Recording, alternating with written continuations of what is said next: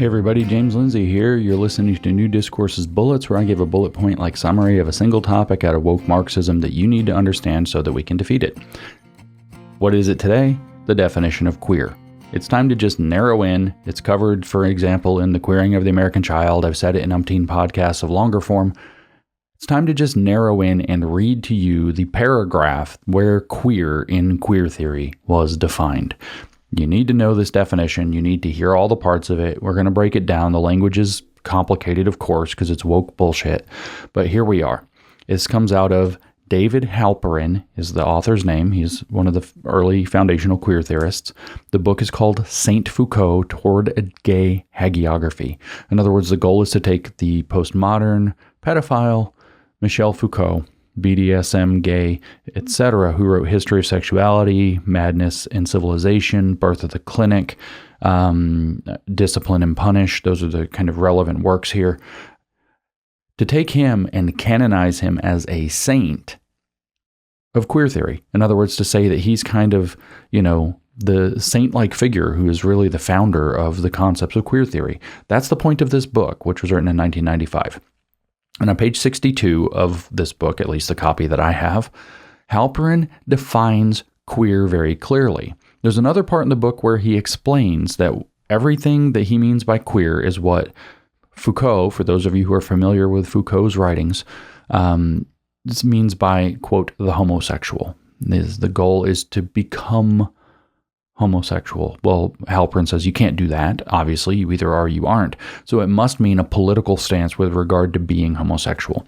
And as it turns out, he goes immediately to point out that it may not have anything to do with being gay. As a matter of fact, his definition, which I'm going to read to you, which is one paragraph on page 62, his definition of queer starts with the words unlike gay identity. So it's fundamentally different than being gay. Being queer is a political stance.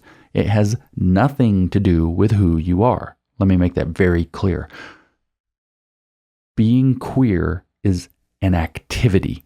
It is a political stance. There are no queer animals. If there are queer children, they have been groomed to be. Most children are not political inherently. It is a political position. It is, as we will hear from Halperin himself, not based in reality at all. It is political. But what they do, and this is a typical Marxist maneuver, is that they conflate different contexts and treat them as that they are the same. They make the political identity the personal identity. The personal is political is the old saying, right? So the idea is that if you take a political identity of queer opposition, which is what it really is, then that is who you really are. You are fundamentally, as a human being, a person who's opposed to the standard order of things. So it mixes together your political identity and your personal identity, and that's actually how it moves the ball.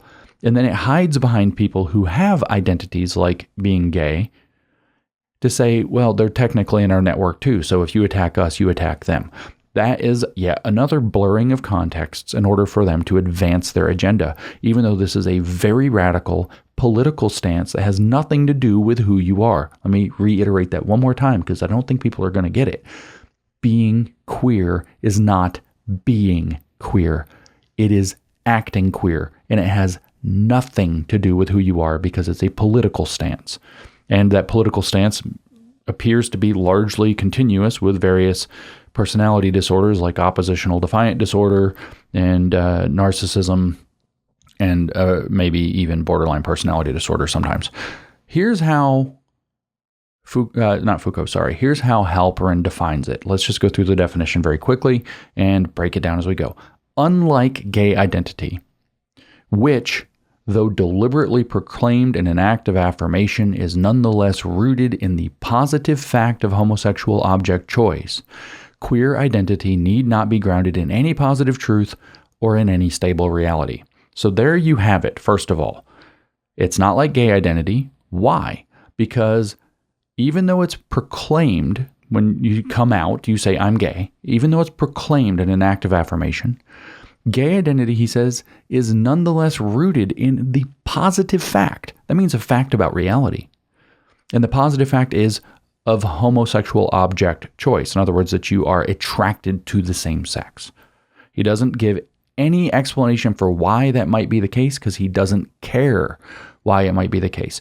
Is it innate? Is it product of abuse? Is it a choice? He doesn't care. It's not relevant. What he says, though, is it is rooted in a positive fact that somebody is saying, this is true. And he says queer identity is not like that. Unlike gay identity, which is rooted in a positive fact, queer identity need not be grounded in any positive truth. So it doesn't need to be grounded in any facts whatsoever about a person, or he says in any stable reality. It doesn't even have to be connected to the real. He says, as the very word implies, queer does not name some natural kind or refer to some determinate object. Yuck. It does not name a natural kind. It's nowhere in nature. You cannot find queer in nature. Don't let them lie to you. There are no queer animals. There is no queer rock. Queer chemistry doesn't make sense. None of that. There can be things that are counterintuitive, that are surprising. Animals might engage in homosexual behaviors. That doesn't matter. Queer, he says, as explicitly as black and white allows, does not name some natural kind or refer to some determinate object. So where does it get its meaning then? He says it acquires its meaning from its oppositional relation to the norm. That is a choice.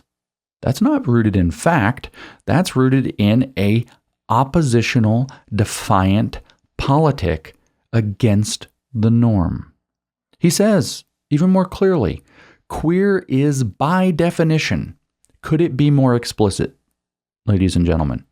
Queer is, not just is by definition whatever, and that's in italics. Queer is by definition whatever is at odds with the normal, the legitimate, the dominant. And then in a sentence in all italics, he says, there is nothing in particular to which it necessarily refers. It is an identity without an essence. That's a lot. So queer is a oppositionally defiant political position taken up against anything considered normal, legitimate, and dominant. So it's a war on the normal, as we said way back in Cynical Theories. It's also a war on the very concept of legitimacy, which could be like science. How do we legitimize beliefs about the world? Well, queer theory can step in and say, that hurts queer people's feelings, therefore, it's not valid even if it's scientifically true.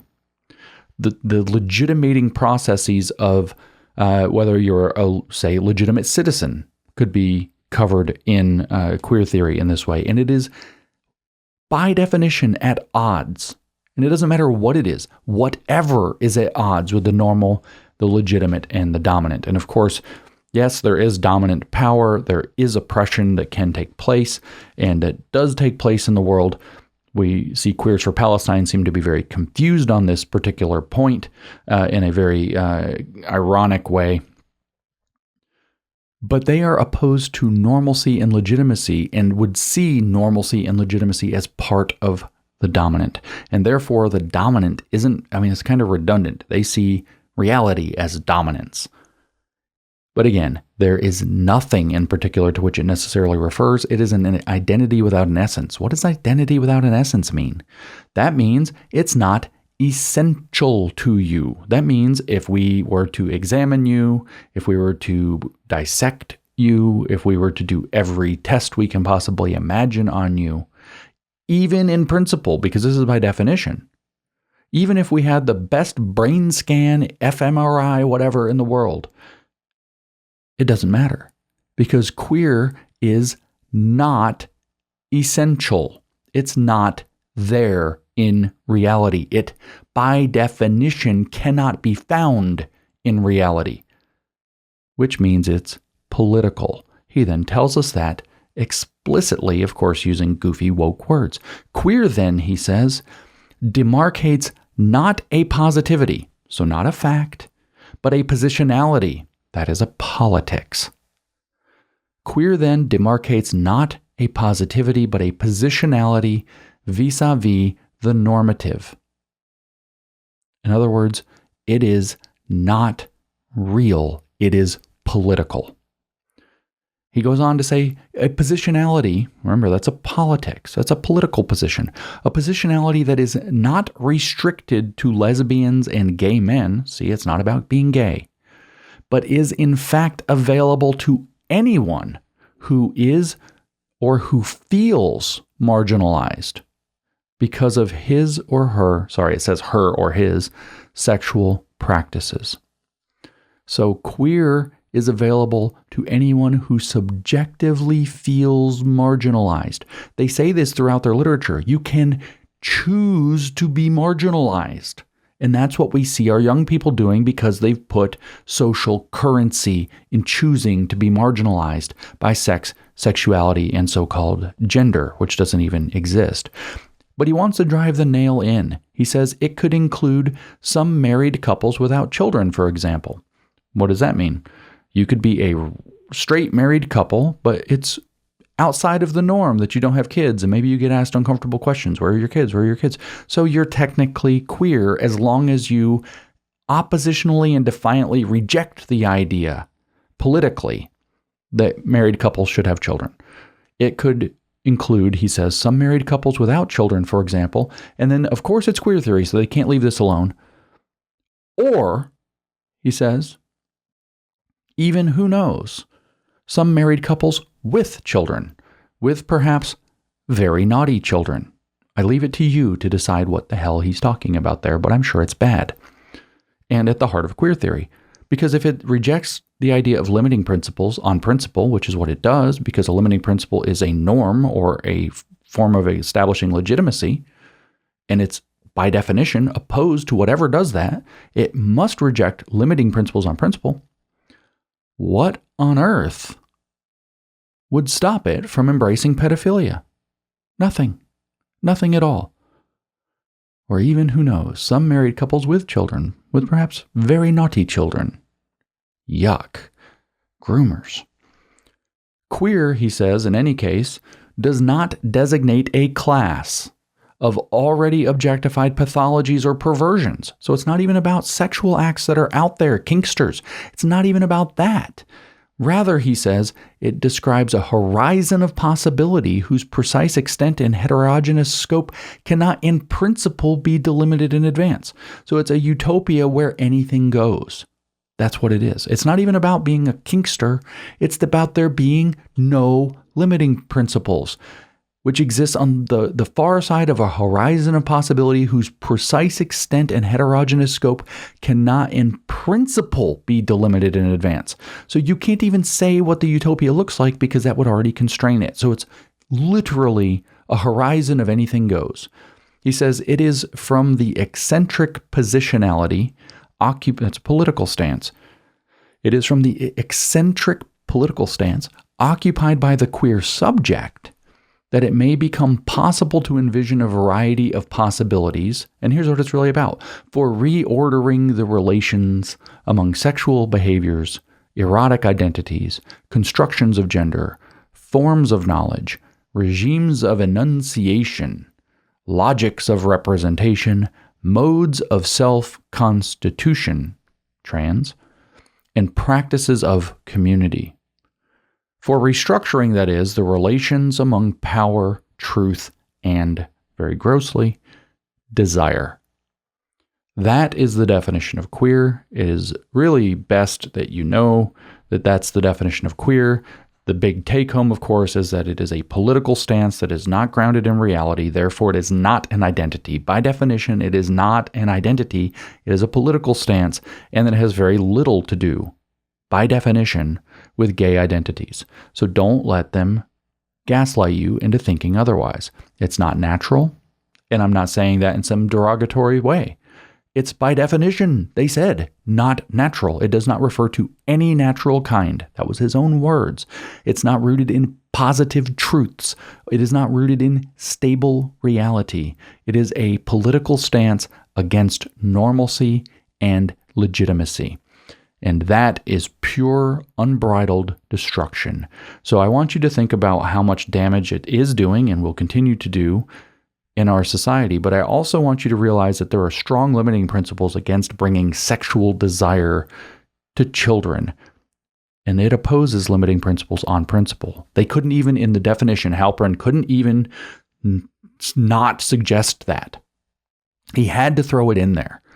And that's what we're up against. That's what we're dealing with queer theory. So imagine this in the mind of a 6-year-old or a 4-year-old or a 12-year-old.